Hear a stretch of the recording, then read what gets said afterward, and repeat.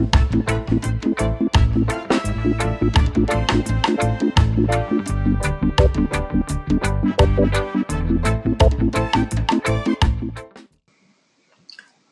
day. Thank you for joining me for the 29th episode of the weekly Frankly Speaking Jamaica podcast.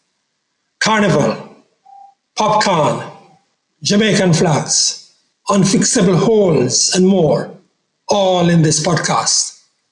First, some good news. If you want small Jamaican flags, the ones that are 6 inches by 3 inches, the Jamaica Information Service has lots of them, and there's apparently a demand. More good news. These tiny paper flags sell for $30 each.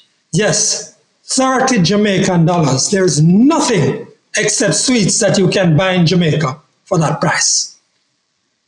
So, what's the bad news? Well, before all that, let's tell you about changes to the podcast this week. There is no review of the Sunday newspapers this week, though we are very much up to date with the news. Please comment on the channel on what you think about leaving out the newspaper review. On this, the 29th issue of the Frankly Speaking Jamaica podcast, I start a series on how older Jamaicans see independence and their reflections on it. As part of the series, of course, I'll also have the outlook from the vantage point of younger Jamaicans who weren't around in 1962, but who have a view on what this independence should mean. But first, frankly speaking, my commentary. Up to a few weeks ago, when I was checking, it was hard to put your hands on the Jamaican flag. The Jamaica Information Service, JIS, at that earlier time had only the 6 foot by 3 foot flags. I'll come back to that. JIS, one of the important institutions of our nation, has the miniature paper flags I've just shown you for $30 a piece, which means everyone can have one at home. That's more than a deal. Now, a friend of mine bought this and this for me downtown 2 months ago. They cost $30 a piece. It's quite cheap. The sort of flagpole is out of a little piece of plastic, and they are near enough to the colors, the real colors of the Jamaican flag. They are near enough, okay? Now I gather that those flags came out of China. They were bought at Woolworth, King Street. Remember Woolworth? One of the first places where an escalator was installed in Jamaica. Anyway, that's for another time. I called Woolworth on Thursday of last week, and they say they have none now, but the supervisor couldn't tell me when they intended to get any more or where the stocks came from. All my checks, though, show that Jamaican flags are not made in Jamaica.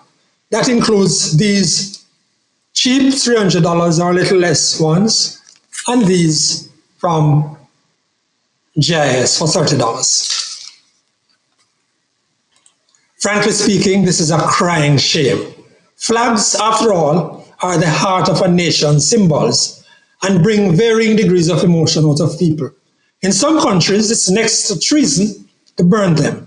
In other places, the burning of the flag is the expression of the intensity of the protest against the nation or its leaders.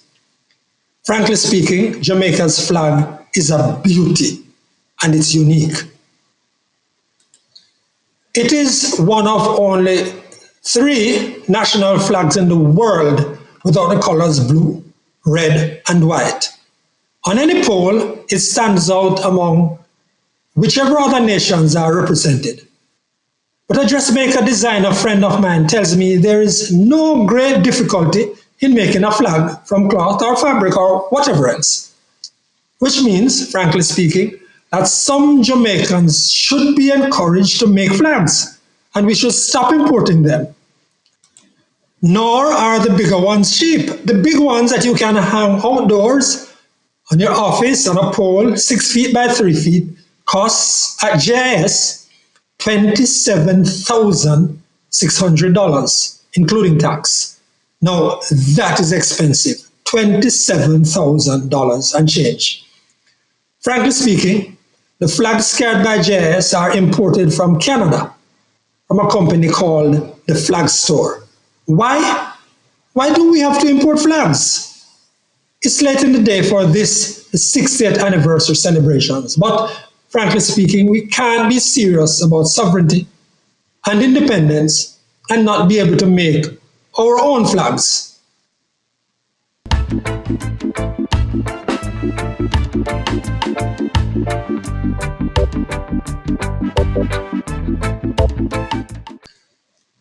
At the time of Jamaica's independence in 1962, Omar Mustafa, then known as Andy Corr, had just entered his 20s. He wasn't into politics and current affairs. He was focused on learning his trade in construction and setting the foundations for his family in Brownstown, St. Ann. Since then, he has lived overseas, traveled a lot, and experienced much.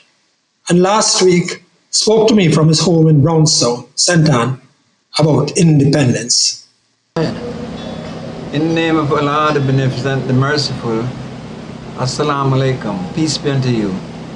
My name is Omar Mustafa from Brownstown in St. Ann, here with Brother Franklin McKnight, talking about independence, pre-independence up to now, what we've seen so far. Tell us where you were at in 1962 and how did you feel about what was going on? In 1963, I was a young man. No, 1962. 1962, I was a young man in the construction business. I wasn't much into politics and them things. I was too busy trying to learn a trade, so I wasn't too involved in it. But we were very excited about independence and the works, and we are going to be in charge of ourselves. What were you? Were you in favor of it, or how did you feel about it? Of course, I was in favor of it, because we were tired of being ruled by the old slave masters. So we were, my colleagues and myself were very happy that we are going to be taking care of ourselves. But we don't know how well that worked out so far. Yes, that's what I was going to ask. How have things come around? How do you see things? Well, you have to be honest. A lot of progress has been from then till now. We have had a lot of progress. But my greatest disappointment is that I thought that we, in charge of ourselves, we would be compensated, that is ex-slaves, they would give them some land, because without land they are nothing. Give them some land. Now, I'm not talking about housing trust or anything like that. You have to pay low-income house 3 million, 4 million, whatever. Talk about you give a man a piece of land and he can put up his own little thing. But without land, there'll always be crime and violence when a man don't have anything to live for. If you know, how could we have 900,000 squatters in Jamaica? That's a shame. And I've not seen anybody come forward, Prime Minister, down through the ages since independence, to say, we are going to see to it that these people get some reward for their labor. Because these are our brothers and sisters. I think they're more busy trying to get it for themselves. So, apart from the housing now and the land, the landlessness, yeah, what else is of concern to you? How do you feel about the next few years for Jamaica? The next few years for Jamaica, it can be very bright, in my opinion. Because with the crime, all it needs is a strong leader. You can get rid of crime in no time. There's no such thing that you can't get rid of crime. You've seen all around us that where different leaders get rid of crime. And if you want to get rid of crime, you can get rid of crime. So this is my biggest concern, the crime. People don't want to come home for vacation. People don't want to return after working abroad. People don't want to come home and come back to their home and relax, which they desire, because they're afraid of crime. If you can get rid of crime, you're on your way to prosperity. Not without getting rid of crime, though. Okay, sir. Thank you. That's Omar Mustafa, who is retired and is in the first feature on Frankly Speaking Jamaica podcast, highlighting a variety of Jamaicans and what they think of political independence.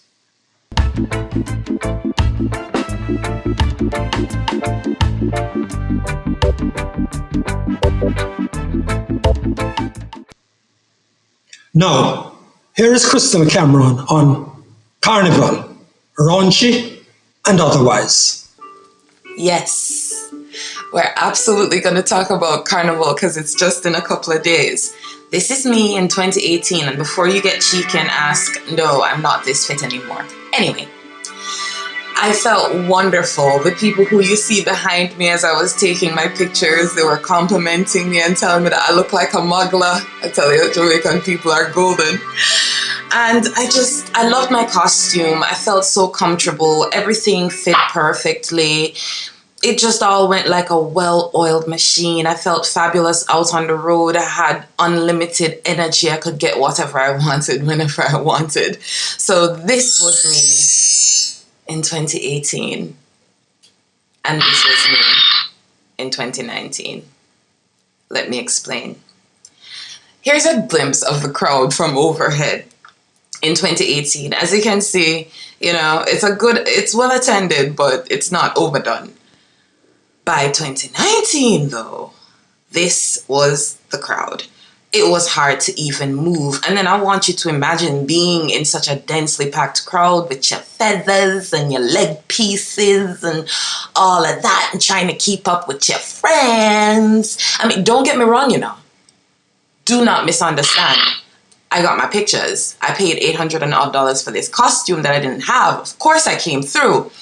But it was just a hellish kind of experience. It wasn't until I ditched the wings and the leg pieces that I was able to find little spots of isolation where I could dance and express myself somewhat freely. I don't know if I'll ever do Carnival again. If I'm being honest, it's gotten a bit raw and raunchy for me since they came in with the fishnet tights as opposed to like the standard one-piece pantyhose. I don't know. Somebody who's listening must know what it's called, but it's gotten kind of raunchy for me. I don't really care to go out and see lesbian or heterosexual sexual acts simulated.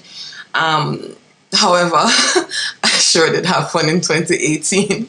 And to people who are jumping this year, be good and enjoy yourself. And I'd say don't do anything I wouldn't do, but I'm a bore.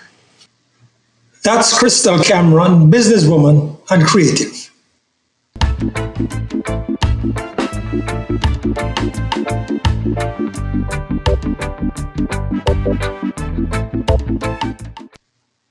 Now to Outlook. Most people know a spot of road in Jamaica that has never properly been fixed. I'm sure you know one or two such places, repaired and falls into potholes, then repaired 1,000 times. You can depend on meeting that bad patch or pothole at that spot. It's a feeding tree for some political animal or contractor. The one I'll bring to your attention today is in Brownstown, on the main street close to KFC and across from a small floor dealership there in St. Ann. Everyone who goes to Brownstown frequently knows the spot, the bad patch. The whole area is about 3 feet by 6 feet, and it has been there for at least 6 years and has been repaired at least a zillion times. Water keeps coming up there, then creating a set of potholes from which pedestrians are splashed. Yet, every day it causes traffic congestion because of the attempts by vehicles to avoid it. And hence, motorists slow down or go to the other side of the road, and then more money is spent, and so on and on. In some countries, someone would go to prison for it.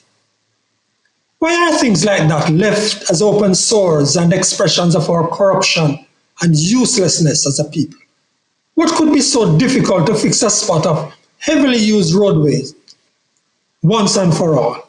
It can't be just a matter of fixing the drainage at the spot and covering it. It can't be.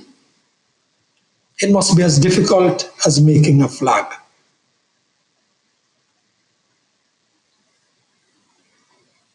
Congratulations to the Jamaican American nurse who was honored on Thursday, July 7, by US President Joe Biden for being the first person in the Americas to take the coronavirus COVID-19 vaccine. Nurse Dr. Sandra Lindsay was awarded the Presidential Medal of Freedom by President Biden. Jamaica's ambassador to the United States, Audrey Marks, says from our research, Dr. Lindsay is the second Jamaican American after the late General Colin Powell to receive this high honor. Dr. Lindsay was in fact in Jamaica at the invitation of the government 2 years ago, and her example at the time reminds us of the courage and good sense of Jamaicans. More power to her. What an eternal fuss about Popcaan, the artist. He was delayed by immigration in the UK and sent out a social media post about it. Then all hell broke loose when the police put out information regarding his status in Barbados. It's worth watching the threatened defamation suit Bert Samuel says he will bring against the Jamaica Constabulary Force. Thank you for being with us on this latest episode of the Frankly Speaking Jamaica podcast. Please comment and share, and if you haven't yet done so, please subscribe. I'm Franklin McKnight. Until then.